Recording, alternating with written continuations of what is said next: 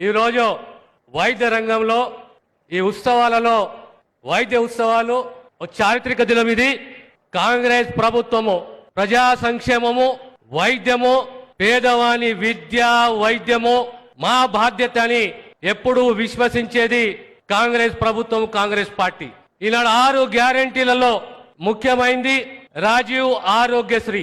రాజీవ్ ఆరోగ్యశ్రీ 5 లక్షలు సరిపోవు, 10 లక్షలకు పెంచుతామని చెప్పి మాటిచ్చి మాట నిలబెట్టుకుంది కాంగ్రెస్ ప్రభుత్వం, రేవంత్ రెడ్డి గారు మన రాష్ట్ర ముఖ్యమంత్రి.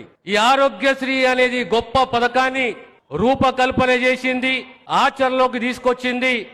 2007లో ఆనాటి మన ప్రియతమ నాయకుడు రాజశేఖర్ రెడ్డి గారు 2013లో 986 ప్రొసీజర్లకు ఆనాడు రేట్లు ఫిక్స్ చేస్తే 2024 వరకు మళ్ళీ రేటు రివిజన్ కాలేదు.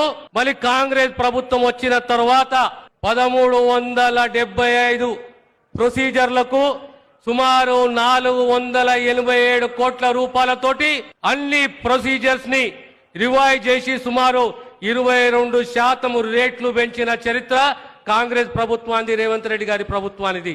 ఈనాడు అదే విధంగా ఆరోగ్యము ప్రధానంగా సబ్ సెంటర్లే గాని, ప్రైమరీ హెల్త్ సెంటర్లే గాని, గవర్నమెంట్ జనరల్ హాస్పిటల్సే గాని, మెడికల్ కళాశాల